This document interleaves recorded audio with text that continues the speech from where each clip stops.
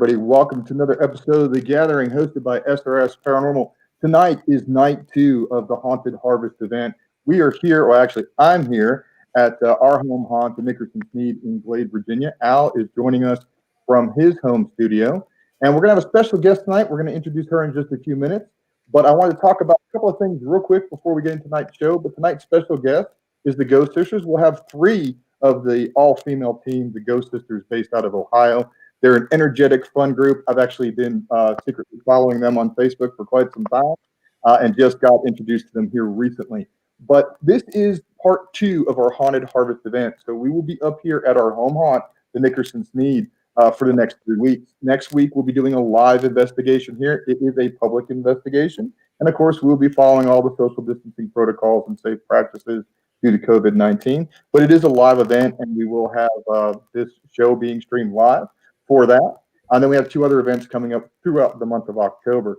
But those of you that want to follow SRS Paranormal, please make sure you go over to our Facebook page at SRS Paranormal Fans, because this is on Paranormal Warehouse, only hosts our weekly live show, The Gathering. All the other stuff that we do, the additional lives and things, are done on our regular Facebook page. But without further ado, let's get into tonight's show. We have Mandy from the Ghost Sisters here. Mandy, thank you for being on the show with us tonight. We're really excited to have you guys. I understand a couple of your other members are going to pop off as soon as they can. Yes, they're running a little behind. Well, Mandy, go ahead and introduce yourself and your team and tell everybody in Paranormal Warehouse all about, what you guys do and how you kind of came into the paranormal. Well, hi, everyone. I'm Mandy. I'm the founder and lead investigator for an all-female team called Ghost Sisters. We started our team back in 2017 is when the page was actually created, but my first investigation with my sister was in 2016. I was the one who decided to start the page. The reason I wanted to create an all-female team is because you don't see a lot of females out there. You usually see women with men or just all men. Absolutely. And I thought it would be awesome to have an all-female team. And I've always had experiences with the paranormal since I was young. And I've always been very intrigued with the paranormal. And with all the experiences I've had growing up, I'm also a medium empath. So I just thought it would be really awesome, to be out there investigating and finding evidence and proving that there is life after death. And I also wanted to prove, the experiences I was having growing up and that I have now, that's going on around me. It kind of helps prove that, that there is something out there. So you brought up something really interesting. I thought I'd talk about just a second. And you're right. This is a very male-dominated group. There's a lot of male teams, and it seems that there's a lot of males in the paranormal. I think it's. What'd you say? The audio is really bad. Sorry, I'm screaming from my Wi-Fi. Low budget guys, you do the best you can with what we have to work with. But I would try that question again. What I was saying is, I think it's really exciting to see an all-female team, right? Is it so bad? Yeah, they can't hardly understand you. Okay, I'm going to shut up then. I'm going to shut up and let Al talk. Okay.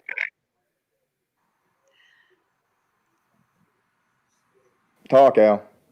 Oh, there you are. It's better. All right, are we good now? Yeah.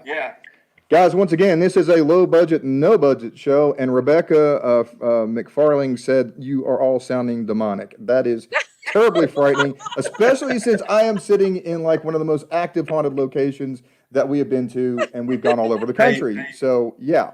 Maybe you were just possessed. No, that's not really even funny. Sounded that way. That's not even funny.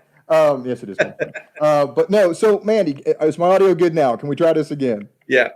All right. So, Mandy, I think it is really exciting to see that you guys have an all-female team because you are right. There is a lot of male presence in the paranormal.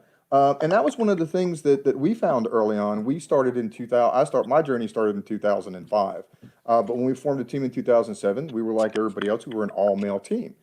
And over the course of time, we realized, as Al came on and others came on the team, we realized that we needed some female energy, that we were missing things at locations because we would be investigating. And I'm sorry, guys, if there is an echo. Somebody said there's an echo. Guys, I'm sorry. If I turn the echo off on my microphone, apparently I'm sounding like in the movie The Exorcist. So really not cool, especially like where I'm sitting. But anyways, so we found that adding the female energy really helped things because sometimes we find that the spirits we're interacting with, right, are from certain time periods where it may not have been appropriate to speak to men.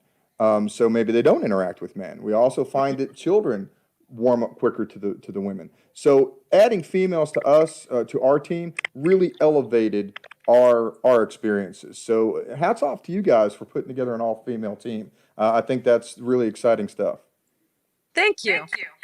We do get a lot of interaction with children when we're out there. And our first EVP we captured at the Randolph Asylum in Indiana was actually of the little boy Noah. He was communicating with me, and I actually have the EVP. He actually gives me his name. That's cool. Yeah, that's really awesome. So it was. Did you say it was Noah? Yes. Yeah. We set up a camera in Noah's room, but I haven't reviewed all the footage yet. So we just got back from Randolph County last weekend. Well, some of us just got back from Well, sorry, Matt wasn't able to make it. So we promised him we'd go back, and we booked it. So we're going back. It's a good place. Yeah. All right, Mandy. So you've had paranormal experiences your entire life. What would you say was probably that first real moment that you had? And of course, you having medium abilities might make this a little bit of a difficult question. People who are not gifted are a little easier, I guess, to answer this, but you'll fill the question out and we'll see.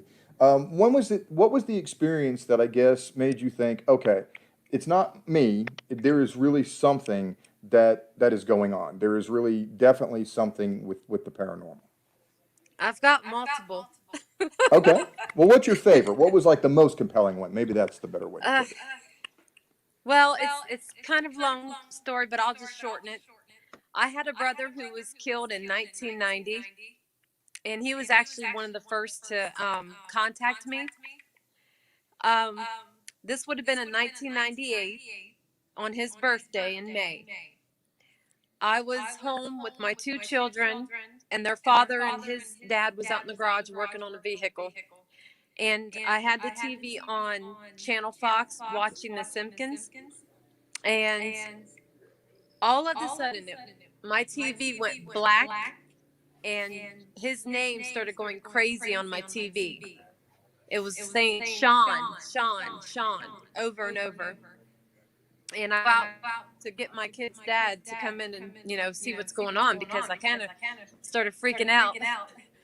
He comes in and the TV goes right back on to what was playing before.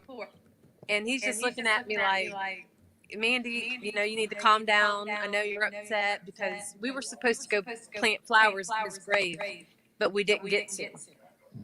So he goes back up to the garage.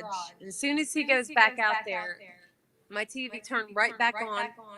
It went all black with white letters, kept saying Sean, Sean, Sean, Sean. Oh, wow. I mean, it was like somebody was typing. Oh, wow. I go out there, and he's a little upset with me at this point. He's getting agitated. So he comes in, and it stays up. He's a skeptic.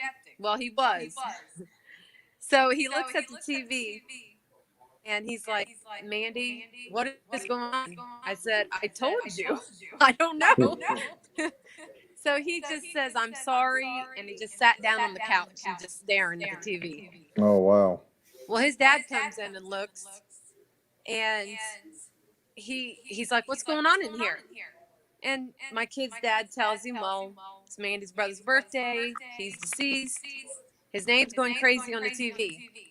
Well, he looked at the TV, looked at us, threw his hands in the air, and just walked out. Said, "I don't want no part of this." So Oh, wow. that was really freaky to me, even though it was my brother. Right. But I couldn't understand why this TV was doing this. Actually, when me and my kids' dad separated, he took that TV with him, and every time he would turn that TV on, the same thing would happen. Oh, wow. That's Yes. crazy. That's It very was crazy. pretty wild. You know, and I think that one thing that we've learned, where we work a lot with our lead psychic medium, and we have another psychic on our team, and we do things a little different. We kind of blend all those things together, both the traditional side, the psychic side, and we even do a lot of the old Victorian methods from the spiritualist movement. So we're a little unique. But over the course of transitioning from being a straight conventional team to mixing those other elements in, we've evolved a lot. And you being a medium will appreciate where I'm going with this. And when there is a message, and I know, guys, I know there's an echo, and I'm sorry, I'll try one more time to cancel my echo. But if I sound like I'm possessed, I swear I'm not. So I'm going to give it a try. I see the comments popping in about the echo. All right, I'm going to try again. Is the echo gone? I couldn't hear an echo, but I could hear it echo.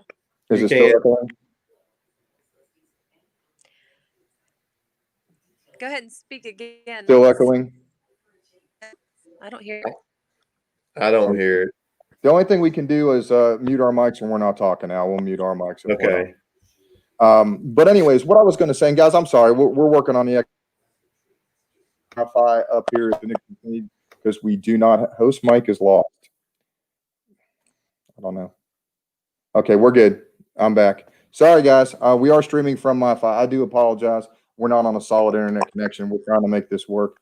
But what I was saying is, where we work with the psychic mediums and we have that element happening within our own team, when spirit has a message, they're going to find a way to get that message delivered to whoever they want to pick it through, whether it's a medium, whether it's a psychic, whether it's just a sensitive, an empath, whoever can catch that message is going to get that message. We've definitely learned that is definitely what happens, with our own experience. So I think what was happening with what's happening with the TV was that message needed to come over, and that was the medium, that literally the type of medium that they were using, not just you as a medium. So I think that was fascinating. Yes, and I also think he definitely had something to tell me. I think my house about caught on fire, and he was pretty much, I believe that he was trying to warn me. Oh, wow. Because a couple days later, my house literally almost caught on fire. So. Oh, wow. We did have a question pop up from the audience. I want to go back and grab it real quick. And Sadie said, what about dreams and you get a name? I know I sometimes have, before we go on investigations, the thing that happens to me is I will dream about an investigation, and sometimes there'll be relevant information there. You as a medium may experience something similar. So Mandy, does that happen to you? Do you get experiences where you dream about something and it's relevant to a case you're either working on, going to work on, where there's names involved? Kind of like premonitions? That's what I think she's referring to, is the way I took it. I'll pop it up there again. She says, what about dreams and you get a name? I have not had anything like that happen. Open over here to our laptop. So sorry. We got our laptop. So hang up on. Okay. We're moving screens around. Sorry, guys. We're trying to get everybody on here. All right. So yeah. So you've not had that. You've not experienced that. Is that what you said, Mandy? I'm sorry. We're switching screens. I'm getting confused. Hi, Jennifer. Welcome to the gathering. Hi. Thank you. How are you? We're trying to get audio and video stuff figured out. I was telling them you weren't here, but the audience heard. We're streaming from MiFi up here. I'm up at our home haunt, the Nickerson Sneed. Al is actually in his studio with an actual solid internet connection, so we may have a few issues here, but we're gonna work through it. So we just had somebody pop up and say hello to somebody. All right, Al, you're muted, bud. Al, you're still muted. There you go. How's that? All right. So Jennifer, welcome to the gathering. Why don't you introduce yourself and tell us a little about yourself? We were talking to Mandy. Tell us all about yourself. Oh, okay. I'm Jennifer. I am a realtor. I've been a realtor for 12 years. I also work in special education, teaching autistic and Down syndrome children. Wow. Yeah. Excellent. So how'd you get involved in the paranormal? What was your draw that drew you into the paranormal? I actually have been going to a lot of events and doing investigations with Austin and Mike from Creepy Cincinnati Paraforensics and Underground Paranormal. Oh, wow. SOP. Okay. So that's how we actually met. Okay. Awesome. So what was your first paranormal experience? I'm going to hit you with the same questions that we already got from Mandy. So what was your very first paranormal experience? What was that moment that you thought, okay, there is something to this. I want to get more involved in the paranormal? Oh, my first experience was when I was probably 12 years old. Oh, wow. And I've had many different experiences. It's constant with me. It it actually becomes more and more lately than what I've had previously. Yeah, I think the more that you do with the paranormal, the more that you interact with the other side, the more that you pierce that veil, so to speak. I think the more activity you get. I truly believe that. It's almost like the moth to a flame. They know that you're open to communicate, and they kind of flock to you, especially if you have any kind of gifts or sensitivities. And I do, and I have like 7 in my house right now. Oh, wow. Yeah. It's 1937 house, and the guy's been here since I've been here 8 years ago. And I have a spirit guide here and several other things that stay here all the time. Fantastic. So, I mean, Yeah. see, that's what I'm saying. When you're really in tune like that, I think it really helps elevate things. We were talking with Mandy a little bit earlier about, the fact that she's a medium, and we work with psychic mediums within our team. And all of us are sensitive on this team and have a little bit of connection to spirit anyway. So it really does elevate the game, I think. And it's the difference between why some people get experiences and some people don't, at least that's what we feel anyway. I actually get I'm sorry, go ahead. I actually get angel feathers. The girls know about that. For the last almost 2 years, everywhere I go, I get angel feathers. So They've been. Go ahead. I'm sorry, something popped up here on the Yeah. phone. I'm sorry, there was a message that popped up from the paranormal admin, our paranormal warehouse side, not from any of the audience. So angel feathers. So are you like actually? Is it a visual seeing of angel feathers, yeah. or is it what? Kind of explain that phenomenon. I've heard of it, but the audience might find that interesting. I can go to a restaurant. I can go to a family gathering, in my house, in my car, even at my school, and they just drop out of the air. I had to tell everyone in my classroom that occurs because I didn't want anybody to think that I was crazy, but it actually does happen in my school as well. It happens everywhere I go, and it's been going on almost 2 years. And Oh, it's, wow. and it's just like my guidance, my spirit guides, I guess, trying to guide me in a direction. And when something's going to happen in my life that may be traumatic or I need to be aware of, I even get more of them. They occur all through the day. I know most people don't experience that. Wow. Mm-hmm. Yeah, I mean, I've heard of the phenomenon. I don't. You're the first person I've ever actually talked to that I know actually experiences the phenomenon. I mean, I'm familiar with it, but so it's almost like a premonition type of thing in a sense. So it's not like you're seeing an event, but it's like a warning sign or a pay attention type of experience. I'm trying to light down a little bit. Is that better? Or is it too dark? I can't. Too dark? No, it looks okay. Okay, I can't seem to get the light right. It might be a little too dark, huh? Yeah, I don't know what. I mean, my grandma passed away, and then it's been 3 years since December, and they started a while after she passed away. Oh, wow. So that was the triggering event for that experience. It could have been. Could have been. Okay. Wow. That's really cool. Yeah, I don't know where they came from, but I've got bags of them that I would have hundreds of them if I kept every one of them. And they just Awesome. all come in my car when I'm driving. I sat at Gold Star one night, and they just fell down in Gold Star. I sat with my mom, and she's like, "I wish I could get those, but not everyone experiences that." And they say once you do, that it'll never stop. Oh, wow. And it has Okay. been for 2 years. That's really cool. That's really awesome. Mhm. So your journey, so that's what I love about when we do these shows and meeting other people is everybody's journey is unique, right? Everybody's journey is their own. And when you find a group of like-minded people that you can merge your ideas with and your methodologies with, it's magic. And it literally is to me, because that starts to click. And it seems like, you girls are doing that as an all-female team, and getting that to click. And I'm sure that as you add people, I guess the question I'm asking here is, have you found, this would be directed towards Mandy and Chastity there, as you guys have added additional members, how has it changed? Has it elevated things? Have you seen a growth with things? How has that changed the dynamic of the team? I'm not hearing any audio. Uh-oh. Yeah. There's no audio with them. They're not coming out of their audio at all.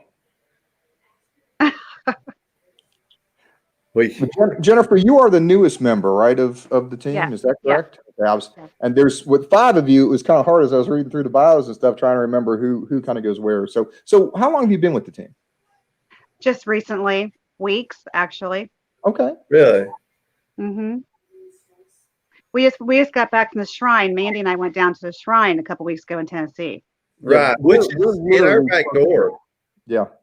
Yeah. We live in Kingsport area, which is probably less than 20 miles. Yeah, we can hear you now. Okay, good. Sorry about that. It's okay.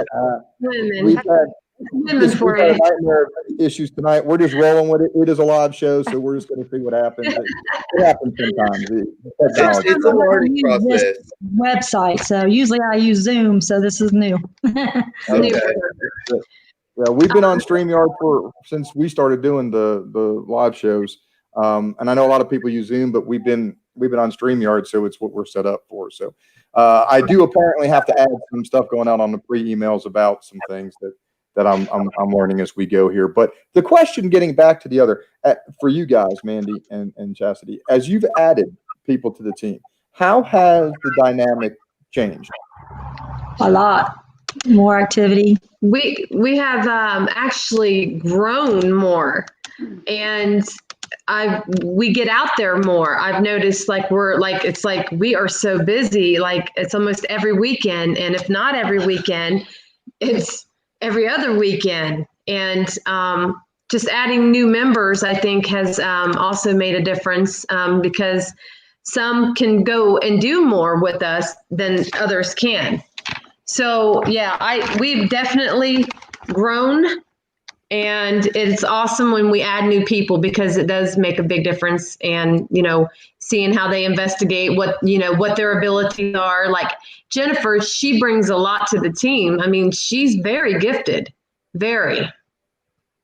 And she has such good energy. It's just like I think we're a better team now than what we had before. I just feel like we connect better, and just Jennifer's just a very sweet, outgoing girl and has a lot of lady. And we just love being around her, and it's nice to have somebody on our team like that. Besides our sisters and her best friend, so we all feel like sisters now because we're so close and getting to know Jennifer a little more. And yeah, and I think that's true. I mean, whenever you bring new people on, you add that dynamic and you add people, you're also bringing more energy into the dynamic. And that's something that we've learned over the years, especially during public investigations. Like, we'll host publics where we'll have 10, 20 people at a public event. And it's, we go with them. It's their investigation, but we're kind of there. We teach a paranormal class up front, and then we kind of take them to some of the spots and let them try different techniques, and where they're kind of there to help them. But it's their investigation. But what we've learned is the energy that comes in has a definite impact on how the investigation goes that night. So if somebody brings, say, on happy energy, or I don't want to say negative, but not welcoming energy, it can have an impact. So when you bring people into the team dynamic, that's exponentially higher, obviously, because your interactions are much more. So for lack of better words, energy baggage that comes with people, good or bad, is palpable. Would you guys agree with that? Oh, yes, definitely. mm-hmm. If the spirits know, let me tell you, they know. It's almost like I think that they feel who they're going to interact more with than someone, like if you're being negative, I just don't think you're going to get as much from spirit. You might if you have Couldn't agree something more. negative, and it might feed off of that. But Absolutely. I do agree, definitely. Yeah, That's and, you know, I'm sorry. So that's why I like the team we have now. Yeah. Yeah, of course. I mean, and that's such an important element of it. And I think what you girl said is absolutely right. You wouldn't walk into Walmart and just start accosting people and being a jerk to people. I mean, I hope you wouldn't. I mean, if you did, you'd really be a jerk. So why would you do that to spirit, right? I mean, and I don't know why people do that. I mean, treat spirit with the same respect you treat the living, right? Yes. I always say, do not be disrespectful to spirit. Right. Yeah, 'cause you'll get what you do not want. Absolutely. You know, and if you are dealing with something negative, you stand your ground. That's okay, but you don't need to go toe to toe because, like Mandy just said, you're feeding it. I mean, you know, that's in my 16 years in the paranormal. That's definitely been my experience. The more you try to challenge it, the worse it actually makes the situation. It can make it untenable if you're not careful. Yes, I agree. So, Chastity and Mandy, you guys are biological sisters, correct? Yes. Okay, and you have another one that does this with you. Let's not forget about her and talk about her and I guess Bobby Joe, correct? Yes. Okay, you guys want to talk about them? Yeah. Well, I'll tell you, my sister Bobby Joe, we're 11 months apart, Okay. and she has also been drawn to the paranormal since she was younger. And if she was here right now, she would tell you she's had some experiences. Maybe not as much as me, but she's definitely had some that she's dealt with. And so hasn't her children. And a few places that she's lived in, there was a lot of stuff that was going on too. So yeah, she's still learning. Like, I think she's really sensitive. And she's starting to tune in more when she's out there. I wouldn't say she's skeptical because she has had things that's happened that she cannot explain, but she still will question what's going on. Well, and that's a good thing, you know. Yeah, that's a lot like me. I think you have to have a healthy dose of skepticism, 100%. You know, to do this. So, you know, you just can't go out and say everything that happens is paranormal. So, yeah, you got to work to validate experiences, whether they're happening on, the, physical and like the door moving on its own, is it really moving on its own? You debunk those things, of course, but you also have to validate even on the gifted side. I mean, that's one of the things that I know for us. Our psychics are always looking for us to help validate, and we look to them to help validate the interactions we have on equipment. So that validation is the critical step, I think, in the process. Mm-hmm. I agree. Now, the other sister who does this, she's actually my best friend, Candy. okay. We've been best friends since second grade. Now, she's interesting because even though when we were in our younger 20s, we actually lived together. And in the apartment we were living in, we were having paranormal experiences going on. And I'll never forget, one day we came home and she was in front of me. She went in first, and all of a sudden she just stops and pauses. And I look at her and she just starts to cry. And I'm like, what's wrong?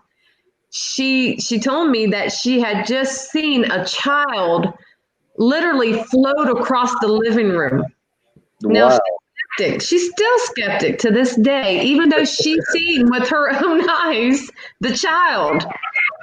And so I'll never forget that. I'm like, how can you're so skeptic, but yet you actually seen with your own eyes. And it really shocked her. She won't really talk about it that much. That's the only thing she's ever had happen to her. And, now she keeps an open mind, but she does not go in expecting for something to happen. She just kind of goes with it, just just watches us do our thing. She's still kind of quiet and shy. She's not really used to being out in the field. So she just kind of like, I don't know. I'm trying to get her to open up more and communicate more with spirit, but she just kind of more or less watches us and kind of helps us debunk things, and which I really like having that on the team too. So, and I was getting ready to say as you're talking, I was kind of laughing as you're talking because that's Al. I mean, that's like I'm sitting here thinking, man, you're describing like the exact your version of Al. I feel like a ghost could walk in, a spirit could walk in and like give Al a wedgie, and he'd be like, "Who did that, Al?" We just watched the ghost do it, and he would totally ignore it. So yeah, that's key. That's key. I'm becoming less skeptical than when I started this journey.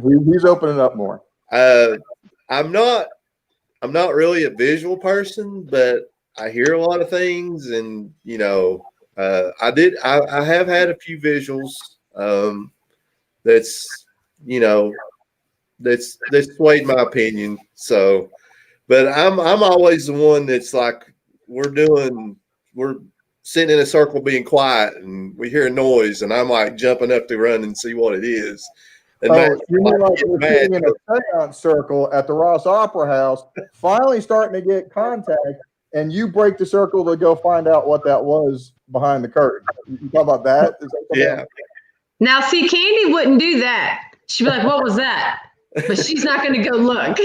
But see, that's why we've got a hashtag on our team, and it's hashtag Damn It Al, because it's every time Al does something like that, it's like our go-to thing. So Mandy and Jennifer would go look. I wouldn't. I'd be like, you stay where you're at. I'll be right here. And I can't say anything about being skeptic. I mean, because I was up until my 30s, I didn't have a paranormal experience until I was in my 30s, and it changed my life. I never made fun of people who had them, but I had just never experienced it. So it was kind of like, okay, sure, you've seen a ghost. And then I had my experience, and ever since then, it completely changed my life. I started off my journey trying to prove that it was people and not really, people that were experiencing this phenomena and not actually something that we don't understand. That is outside of us, and my journey has taught me something totally different. So that's why I love when we get to talk with other people and see their journeys and their things that happen. So I'll ask all three of you, but we'll start with Jennifer because she hasn't had a chance to talk for a few minutes. Where's the favorite place you've been? Like, where's the one location you've been to so far that was like, that's it, that's the one? Mandy already knows what I'm going to say. It has to be the shrine. The shrine. Okay. Same here. I agree. So what is it about the shrine? What kind of activity is there that is so awesome? It's an amazing place. I mean, the energy, a lot of places you go to, the energy can be high and low. This energy is high all the time. It's nonstop. And you have good and bad. Some places you feel like it's better energy, like outside. But then when you go inside, the energy definitely changes in certain areas. I think it really takes your energy away, though, because we spent the whole weekend there and it was exhausting because it doesn't stop. But it's an amazing place. I can't wait to go back. And so then you wake up the next day and you got the paranormal hangover, right? She's not That's a real thing. I mean, it is, isn't it? I've had it for 2 weeks. People with gifts have it more than the non-gifted. The normals don't suffer so bad. Well, here's the thing. When my episode occurred at the portal table, it took my energy. It made me really sick. I had to get up from the table. I went outside. I felt emotional, like I was going to cry, and it really hit me hard. And for like 2 hours, I sat there.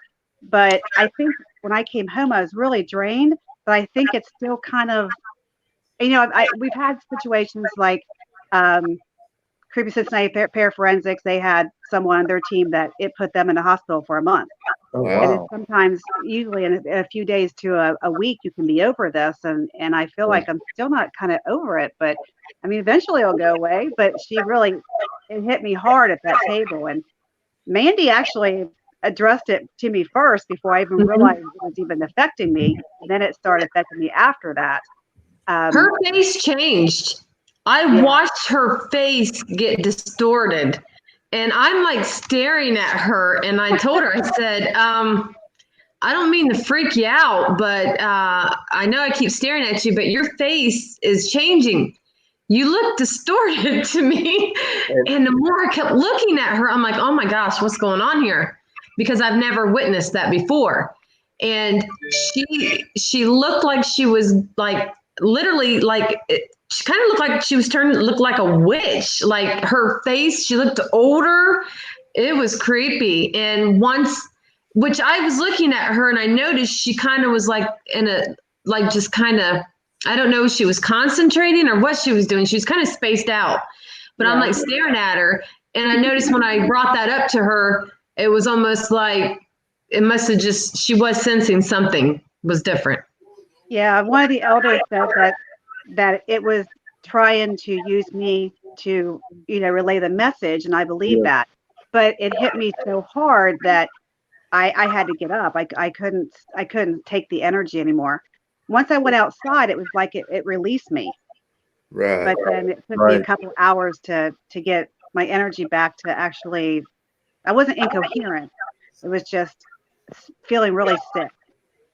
And that phenomenon that you're talking about, Mandy, where you see that happen on another person, I know that there are probably people out there listening to this that are going to think, yeah, okay, but we've witnessed the same thing. It's happened to us twice in our history.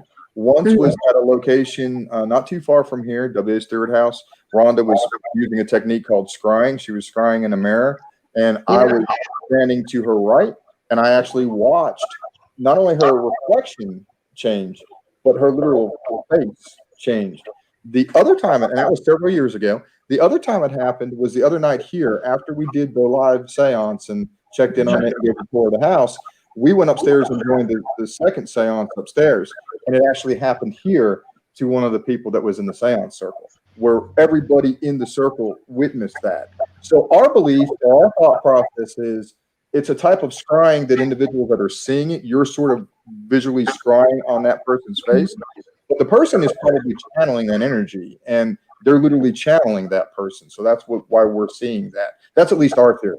So I'd be curious to think, what's your guys' thoughts? Do you think that's a channeling, scrying type of combination, or what's your thoughts? I want to say that this was happening at the Dragon Portal table.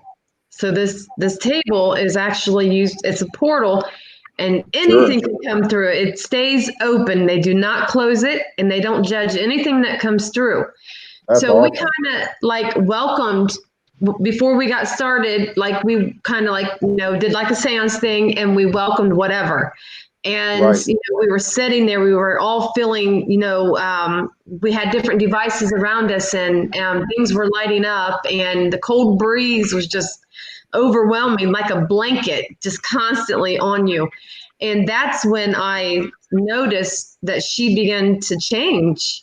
So, and the weird thing was, after she walks out, it then jumps over to the next lady. And I look at her and I'm like, what is going on here? Because she was looking like she was looking really old. The other one looked like almost like something evil. Like, I mean, the whole face just shifted. And I just was trying to like get myself together, because everyone was probably thinking I was losing my mind or something, but I'm just saying, just saying what I'm seeing. But I was trying to make sure I wasn't getting pareidolia, where you look at something and I'm like, I could be experiencing this. I'm not for sure. And I'm still kind of like, I want to say their faces was really changing in front of me. And I think, Jennifer, you was going to say something before Mandy? I was going to say, I believe that too, because the energy was so high when it hit me that, I tried to stay at the table, but it was so bad that I had to get away from the table. And I felt like the only way to release that was I had to move away from that table. Right. To break that connection. Mm-hmm. Right. Yeah, and I get what you're saying about thinking it was matrixing or pareidolia, because I mean that is a phenomenon that can easily happen. But I think, Jennifer, you just hit the nail on the head, at least for our experiences. it's a palpable thing. I mean, your intuition to me is the most important tool that any researcher has. We can spend tens of thousands of dollars on gadgets and meters, but that intuition inside you is the most important thing. Because if everything inside of you is saying, get away from this table and break the connection, you as a medium or sensitive know, or an empath know, I need to break that energy. So I gotta get that energy off me. So I think even people who aren't maybe open to their gifts yet, because our team believes that everybody has the ability to have gifts, but not everybody is tapped into it. I agree. You know, so yeah, your intuition, if everything inside you is saying, that sixth sense is saying, get out, it's what you need to do, you know? So really cool stuff, guys. So that shrine, that's literally in our backyard. I mean, that's so crazy that place is in our backyard. Yeah. I mean, they have a scrying room there. You guys were talking about that. They have one of these there. And Chastity and I, the first weekend we ever went, we actually did our own isolation there. And it was pretty neat. What'd you experience? I can't remember. Did you have much happening? Oh, that place was off the chain. In the room, the mirror room. In the mirror room. I didn't get a whole lot of action in the mirror room. You did. Yeah, she was probably up there for about 15, 20 minutes. So I'm like, okay, she's not getting a whole lot. So let me go sit and see what I get. So I go and sit down, and I'm live on her phone, and she's watching me from my phone. So I'm literally focused, and I just felt really calm, really relaxed. But you can see yourself changing, but that's what the mirror is meant to do. You know, that's what it was designed to do. So I'm staring. They got 2 candles lit, and it's dark, and you can see me really good in the mirror. And I'm just focused, and it did look like I thought I was looking like a man. I started getting that 5 o'clock shadow, and my eyes were channeling energy that was male. It's very possible. Well, the interesting thing was, I told our viewers to keep an eye on anything around me or anything they might notice and let me know. So people were chiming in, saying that they were seeing something, a shadow moving behind me. I had quite a few people kept telling me there's something behind you moving. And this one here is watching. She freaks me out. She's like, Mandy, there's something behind you. And I'm like, why are you messing with me? I'm doing an isolation. And I'm serious. Get out of there. I'm like, where am I going to go? Because if I would have got up and ran, I would have knocked over the caretaker's, all his things. Right, yeah. I was like froze, and I'm like, get up here and get me. Well, they seen something walking behind. You could see the shadow walking behind me while we were live. Everybody was yelling at me, go save your sister. We had several situations, though. There's a relative there. His name is Uncle Alan, and he likes girls that have long hair. Oh. So after we laid down, it was like 3:30 in the morning. We finally got done investigating. My bangs are high up in the air, and somebody was holding my bangs up 3 times. So I guess he was just playing with my hair. And then that morning, I also saw the apparition of someone, because I thought it was Brandon leaving the room, and he said he didn't leave the room. So he was at the end of their bed, and he left the room and right out the door. So there's an amazing activity at that place. Tell them about what you were smelling in that room. Oh, yeah. So after he pulled my hair up, I made a comment to the caretaker and said, I smelled oil, some kind of oil, like hair gel or hair oil. And he said, well, yeah, Uncle Alan, you would slick his hair back with oil. Oh, wow. So he was just right next to me, just playing with my hair. Yeah. Really cool. Yeah. That's really We had experiences there. The whole place, you guys, is one big portal. It actually sits on limestone. The whole place is on limestone. Even the Tibu forest has caves underneath it, and it's all limestone.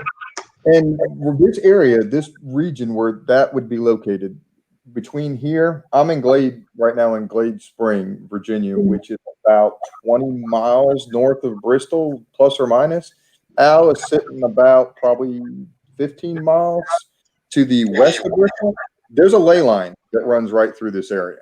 So that also, I think, has a lot to do with that energy transfer as well in a place like that. So you get a place where they have portal objects where they open portal, they leave a portal open. You have ley lines, you have limestone. We have a lot of caves and water in this region. So you basically have a recipe for awesome. It's like an antenna for the spirits. Yeah. We got growling, you guys. Some really scary growling. We got to take you guys there. Bottom line, we can talk about it all night, but you won't understand what we're saying until you actually walk through the gate. And I promise you, when you walk through that gate, even the most skeptical person will say something's going on. My friend that does the paranormal with us, Candy, the skeptic, she walked in when we first arrived to the shrine, and everybody was like this. We were like all off balance, unreal. And I look over at Candy and I said, "Are you feeling that?" She goes, "I don't know what's going on, Mandy." She goes, "Something's going on." Yeah, Wow. you're off balance big time. I even noticed it when we got there. I mean, it was off balance all the way. All weekend. Yeah. I couldn't walk straight the whole weekend. They kept teasing me, "Mandy, are you okay?" I said, "No."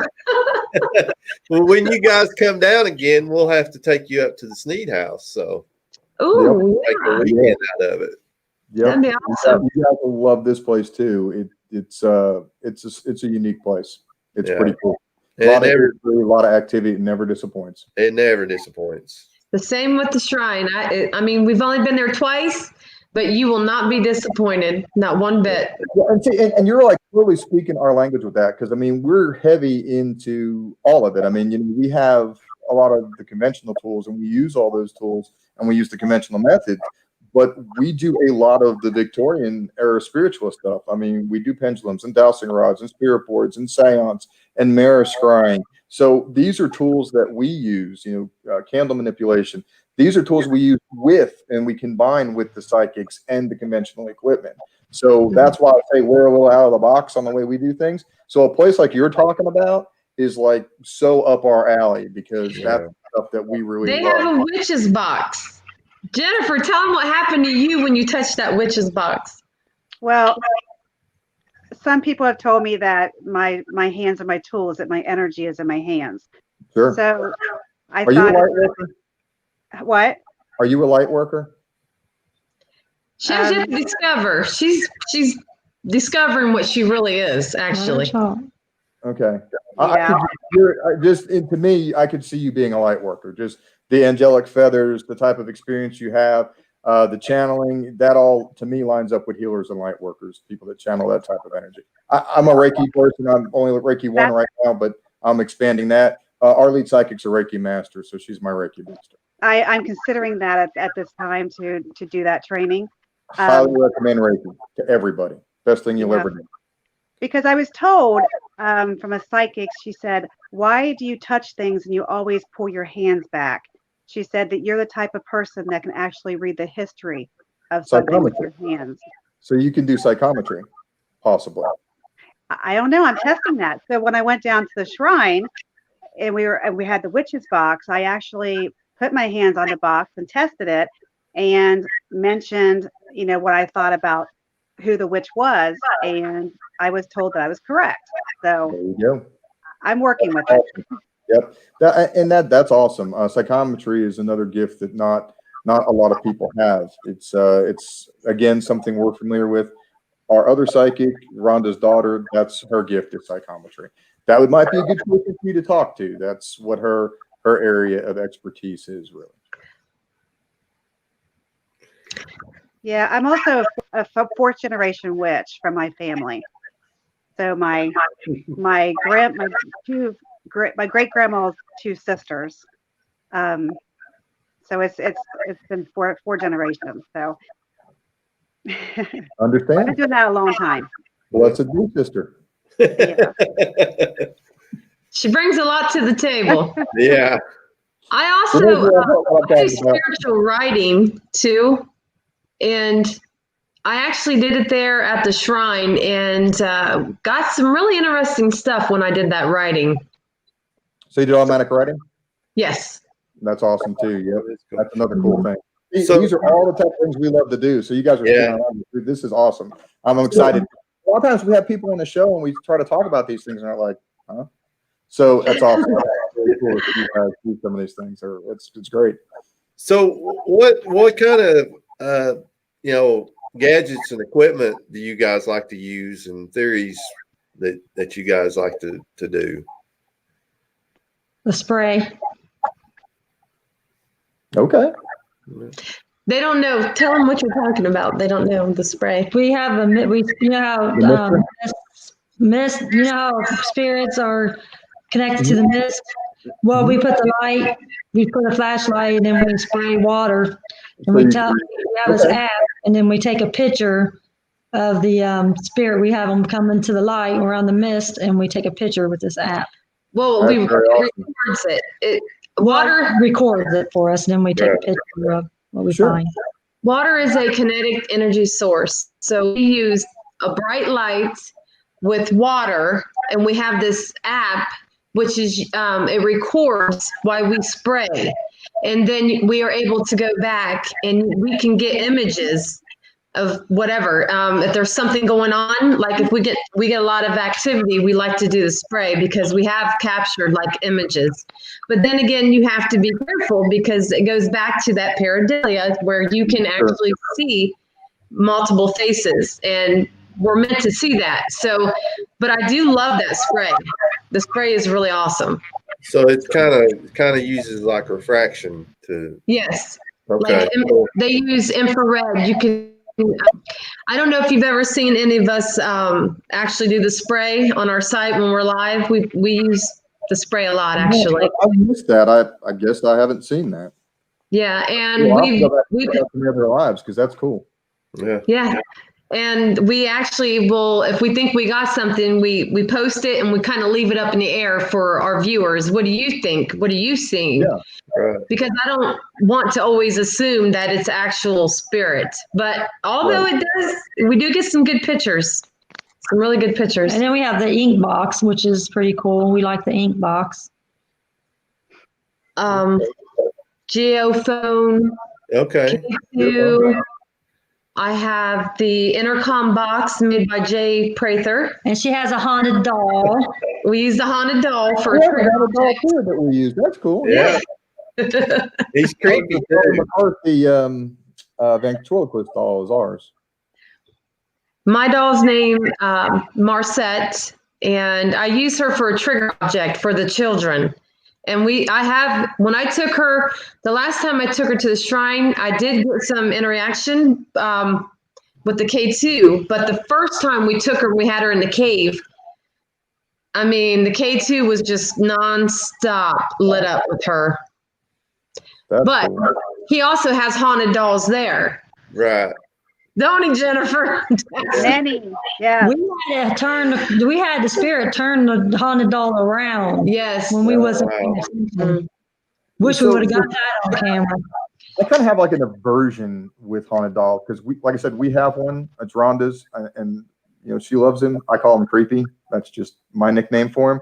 But it seems like everywhere we go, there's always a doll, and for some reason, I'm always compelled to pick them up. I don't know what my attraction is to these horrible haunted dolls, but I love to pick them up. It's a weird thing. So Stone Mansion had one. Randolph County had several, Matt. So you're in for a treat when we go by. Wildwood was still the one to me that had the most. I mean, Wildwood a whole room full of them. I was like, ah.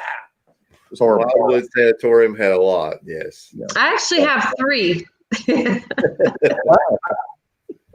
You have a trio of haunted dolls. Do you keep them at the house? I actually do. I keep them in the room where I keep my paranormal equipment, and they're all sitting on this wicker chair together. And I've actually went live here at my house and done an investigation on the dolls, and I got a lot of activity. Wow. There was some interesting things going on around them dolls. In that room. Oh yeah. In Oh yeah. that room. Yeah. She can keep the haunted doll. I don't want it in my house. That's me. I kind of try to keep my house a ghost-free zone. I mean, that's Yeah. my goal. But. Yeah. Well, we've got to ask them our fun question before we run out of Yeah, time. before we get ready to wrap it up. Go ahead, Yeah. Al. This is all you. Okay, this is a fun little question we like to ask all of our guests. If something was to happen to you, and you say perished, but you come back as a ghost, what would your ghost outfit be?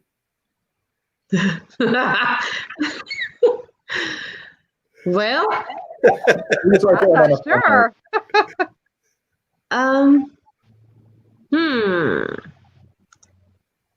I would probably want to be in yoga pants, my workout gear. Probably, yeah, I'd probably be in Nikes, yoga pants, and my workout shirt. It's probably my look. Right? So you got to think about this. I mean, you don't want to be uncomfortable. You don't want to be wearing like a corset and something real uncomfortable for all eternity, right? I would probably have to be the same because I work out too. Yeah. See? That's nothing. See, I'm wearing the Grim Reaper costume because I want, and then I'm going to just screw at people and tease them and prank them. I'm not going to like be there to take their souls. I'm just going to be there to give them a hard time. So I'm just going to mess with them. That's my goal, is to be the Grim Reaper and just mess with people. Al, you going to tell them yours? They probably don't want to hear mine. Oh yeah, we do. My answer is always, well, if I'm going to come back and scare people, I'm just going to be naked. So I wasn't expecting that. You will know it's Al. You're showing them your birthday suit. There you go. Well, guys, it's been a pleasure to meet you all. So what do you guys have any investigations or events coming up? So we have a few minutes left. This is something else we always like to ask guests. You guys have anything you want to promote? Or we have a really scary place we're going to tomorrow night that we think the people opened up a portal. So they're having like bottles being thrown on the floor. They're having, they even got a spirit walking through the bar on camera.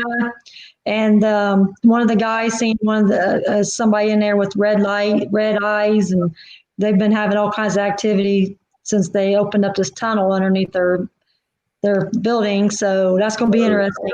And then we're going to a place in Marion. I don't think we're allowed to tell where we're going. I'll just say we're investigating because I'm in law enforcement and I can get us in places. We are investigating in law enforcement building tomorrow. Okay. awesome. Say that we can't go live though because it's still a running facility. Sure. So I can't go live on there. So, but it's going to be interesting because it has the old jail cells in it. Right. Well, we've got like 2 minutes left. I was going to ask, besides the shrine, where else have you guys kind of been investigating? I think we've been a couple of the same places. Randolph in Indiana, Blackford County Jail in Indiana, Waverly, the OSP in Tennessee, the hospital. We come back from there a month ago. So a lot more. Help me out. We've been to so many. Mansfield Prison. Wow. We did the courthouse in Marion. Yeah. We've done Brushy Mountain? Huh? Did you guys do Brushy Mountain when you were down here? Yes, we actually did. Chastity wasn't with me, but I went to Brushy Mountain. I thought so. I remember seeing Brushy on your all's page because I was telling Al, it seems like you guys had gone. We had kind of like crossed paths like a week or two later. We had been there, you had been there, or vice versa. So that was just kind of crazy. Octagon Mansion. The Octagon Mansion. Folks, so we've done Brushy several times. Yeah. Mm-hmm. Now we're going to the Octagon Mansion in Virginia, November 7th. We've been there before with our old team, and we're going back. So we're spending a night there, so that's going to be a little creepy. I'm excited. Yeah, you are. We're going to get ready to wrap up. We're down to just a few seconds, but the scrolling did not scroll across the bottom. I don't know why, but it didn't. But anyhow, it is Ghost Sisters on Facebook, right? So at Ghost Sisters, they can find you guys on Facebook. Mm-hmm. We're on all social media. It's just Ghost Sisters, right? Just Ghost Sisters on Facebook. Okay. What about the other social medias? Is it the same? Instagram. It's the same thing Okay. on all social media. Yep. Any website that you guys have? We don't have a website yet. All right. Well, guys, thank you for being here. You guys stick around. We're going to keep you guys when we go off air and say goodbye to you guys off air. But we're going to get ready to end the broadcast. Everybody that tuned in, thank you for watching. We'll see you next week. Thank you for watching The Gathering.